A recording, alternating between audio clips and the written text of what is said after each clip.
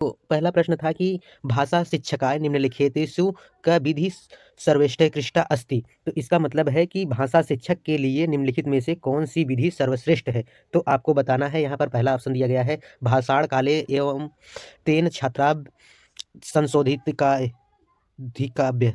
दूसरा ऑप्शन दिया गया है संशोधनस्य कार्य संपूर्ण कक्षाय क्रियाकलाप स्वरूपे कर्तव्यम एन छात्राय पुनः त्रुटियः न कुर्यः। तीसरा दिया गया है छात्राणाम त्रुटियानां संशोधनम कदापि न करणीयम्।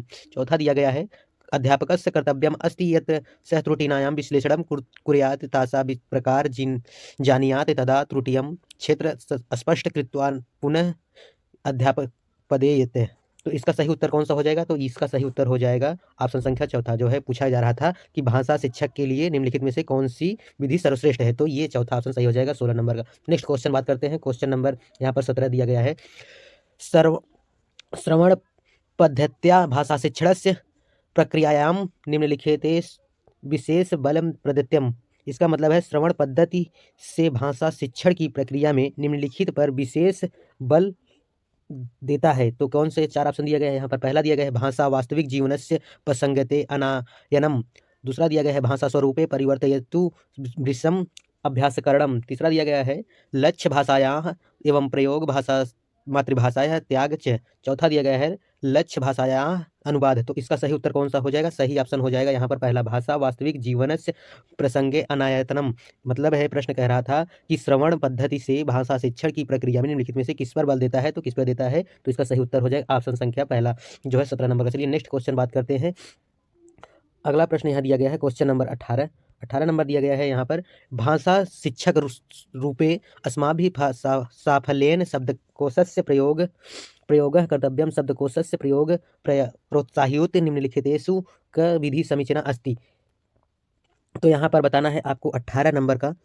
यहाँ पर पहला कह रहा है यहाँ पर भाषा आयंगना अन्वेषणम। दूसरा कह रहा है संदर्भानुकूलम शब्दार्थस्य चयनम। तीसरा कह रहा है शब्दस्य उच्चारण ज्ञानम। चौथा कह रहा है प्रत्येक नवीनता शब्दाय अध्यापकम उपगमनम। तो इसका सही उत्तर कौन हो जाएगा? सही उत्तर हो जाएगा इसका दूसरा, शब्द जो है भाषा शिक्षक के रूप में कौन सा होना चाहिए? शब्द के संदर्भ का उसका ये सही उत्तर हो जाएगा। तो क्वेश्चन नंबर 18 का दूसरा सही हो जाएगा। चलिए नेक्स्ट क्वेश्चन बात करते हैं। क्वेश्चन नंबर 19 पूछा गया था यहाँ पर निम्नलिखितेषु प्रमाणिक श्रवणस्य किम उदाहरणम। कह रहा है निम्नलिखित में कौन सा प्रमाणिक श्रवण का उदाहरण है। तो यहाँ पर आपको बताना है, पहला दिया गया है उच्च पाठनम कथा श्रवणम। तीसरा दिया गया है रेडियो प्रसारणम। चौथा दिया गया है गायनम। तो यहाँ कह रहा है निम्नलिखित में से कौन सा प्रमाणिक श्रवण का उदाहरण है। तो इसका रेडियो जो है ये दृश्य जो है श्रव्य का उदाहरण है, और दृश्य जो है देखना होता है, जो चलचित्र के माध्यम से देखा जाता है, टीवी में जो दिखते हैं, और श्रवण के माध्यम से रेडियो के द्वारा होता है। चलिए नेक्स्ट क्वेश्चन बात करते हैं। क्वेश्चन नंबर यहाँ पर 20 दिया गया है भाषा शिक्षक रूपेण अस्माभिः व्याकरणम डैश ज्ञानम कर्तव्यम। कह रहा है कि भाषा शिक्षक के रूप में हमारे द्वारा व्याकरण का डैश ज्ञान करना चाहिए। किसके माध्यम से? अप्रत्यक्षम रूपम या प्रत्यक्षम, या दिया गया है प्रत्यक्ष डैश अप्रत्यक्ष उभय, या तीसरा दिया गया विस्तृतम। तो इसका सही उत्तर कौन हो जाएगा? इसका सही उत्तर हो जाएगा ऑप्शन संख्या जो है तीसरा, प्रत्यक्ष अप्रत्यक्ष से शिक्षण प्रक्रिया का एक महत्वपूर्ण अंग है। कक्षा में भाषा वातावरण अर्थात समृद्ध भाषिक परिवेश का निर्माण करने के लिए भाषा शिक्षक का स्वयं अपनी प्रयोग क्षमता को बढ़ाना चाहिए। भाषा शिक्षक द्वारा कक्षा में छात्रों को समक्ष स्वयं भाषा का प्रयोग या वाचन प्रस्तुत करना वाचन को संदर्भित करता है। भाषा शिक्षक को आदर्श लेखन या सुंदर लेखन लिखना चाहिए। चलिए अगला बात करते हैं। क्वेश्चन नंबर 21 नंबर यहाँ दिया गया है निदानात्मक कायाः परीक्षायाः सफलता निम्नलिखिते आश्रिता अस्ति। कह रहा है कि यहाँ पर निदानात्मक परीक्षा की सफलता निम्नलिखित में आश्रित है। तो यहाँ पर पहला ऑप्शन दिया गया है काले शिक्षण अधिगमस्य अंतराले च। दूसरा दिया गया है व्याकरणस्य निम्नेषु। तीसरा दिया गया है निदानात्मक शिक्षणे पाठ्यवस्तुनि च। चौथा दिया गया है अधिगम प्रक्रियायां दोषाणाम अभिज्ञाने। तो यहाँ पर 21 का सही उत्तर कौन सा हो जाएगा? ये चौथा हो जाएगा, अधिगम प्रक्रिया दोषपूर्णायाम अभिज्ञाने। कह रहा था प्रश्न की निदानात्मक परीक्षा की सफलता निम्नलिखित में से किस प्रकार होते हैं? तो अधिगम प्रक्रिया दोषपूर्ण को अभिज्ञान करने के लिए। चलिए नेक्स्ट क्वेश्चन बात करते हैं। अब इसके पहले 3 पैसे दिया गया था, इसमें से छाटना था, इसलिए हमने इसमें केवल पेडागॉजी का प्रश्न दिया था। तो आप लोग देख सकते हैं प्रीवियस ईयर पेपर में, उसको जो है किसी नेक्स्ट वीडियो में कराया जाएगा पैसेज वाला। तो यहाँ पर इसका 29 नंबर पेडागॉजी का था कि भाषा कक्षाया साहित्यक पाठ्य समग्र डैश पाठ्यन्याय अधिगमाय च प्रयोग पूर्व शक्यते।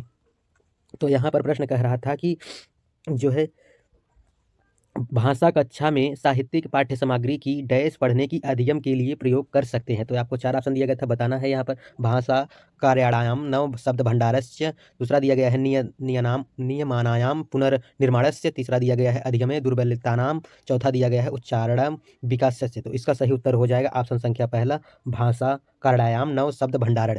जो है भाषा की कक्षा में पाठ्य सामग्री को भाषा और नवीन शब्द का भंडार के रूप में प्रयोग कर सकते हैं। तो इसका सही उत्तर हो जाएगा 29 का पहला। चलिए नेक्स्ट क्वेश्चन बात करते हैं। क्वेश्चन नंबर यहाँ पर 30 दिया गया है, व्याकरणस्य अध्यापन विषय का कथनम सत्यम अस्ति। तो इसका सही उत्तर कौन सा है आपको बताना है। 30 का हिंदी में जान लीजिए, व्याकरण के अध्यापन की विषय में कौन सा सत्य है। तो आपको बताना है। पहला दिया गया है अध्यापके स्व व्याकरण ज्ञानम वर्धितव्यम, दूसरा दिया गया है व्याकरणम पृथक विषय रूपेण पठितव्यम, तीसरा दिया गया है व्याकरण शब्दानुसारम पाठव्यम, चौथा दिया गया है जीवनस्य प्रत्येक क्षेत्रे अध्यापकेन व्याकरणायाम निर्माण कर्तव्यम। तो इसका सही उत्तर हो जाएगा ऑप्शन संख्या जो है तीसरा, व्याकरण शब्दानुसार पाठव्यम।